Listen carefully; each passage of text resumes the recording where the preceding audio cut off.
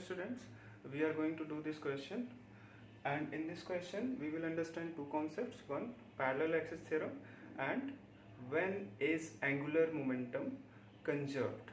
Okay, ठीक है. Let's start. A thin circular ring of mass capital M and radius, okay, is rotating in a horizontal plane about axis vertical to its plane. Horizontal plane हम इस board को मान लेते हैं, ठीक है. Okay, now this is the ring.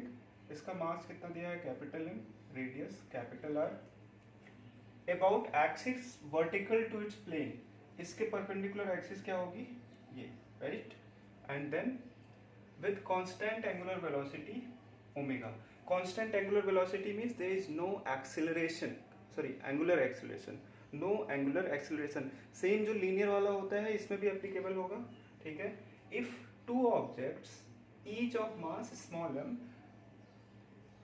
two objects m and m be attached to the opposite ends of a diameter. Let me take a diameter. कई सारे diameter हो सकते हैं. I am going to take this diameter, ठीक है. फिर diameter of the ring, ठीक है, ठीक है. सो ये दोनों मास डायमीटर के अपोजिट अटैच किया जा रहा है in such a way, attach to the opposite ends of a diameter of the ring will rotate with an angular velocity, ठीक है.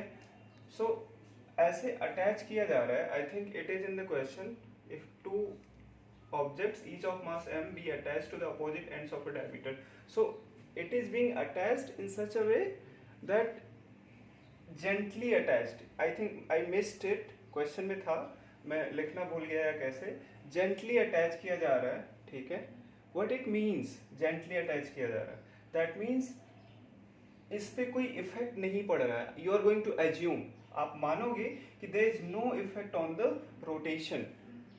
okay, so no effect means what? अब आप कहोगे कि तो एंगुलर वेलोसिटी तो चेंज हो रही, तो इफेक्ट तो हो रहा है. Of course that effect will be there. What I mean by that is कि there is no external angular torque. Okay, not angular torque, torque is torque. So there is no external torque, ठीक है.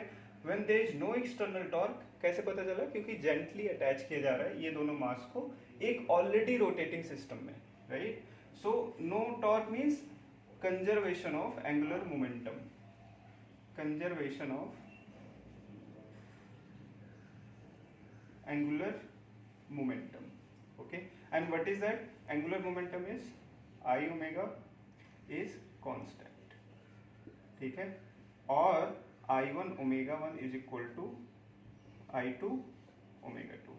all right, now omega 1 you know, omega I1 you also know. क्या है I1? when these two mass are not attached to the diameter, then what was the moment of inertia? I1, initial moment of inertia पता है ring का.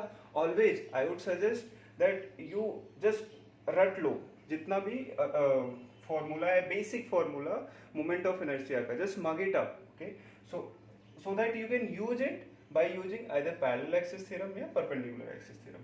तो I1 कितना होगा बताओ? I1 is mr square, right. किसके अबाउट? ये axis, central पे, सेंटर से vertical axis. Now you have one mass here, you have one mass here, ठीक है, and radius is r. Okay, now parallel axis theorem is going to be applied when you are going to find net moment of inertia about what? About this vertical axis. so I2 क्या हो जाएगा? I1 plus parallel axis theorem क्या होगा? mass small m into d square. but how many masses are there? 2. and what is d? d is nothing but r, ठीक है.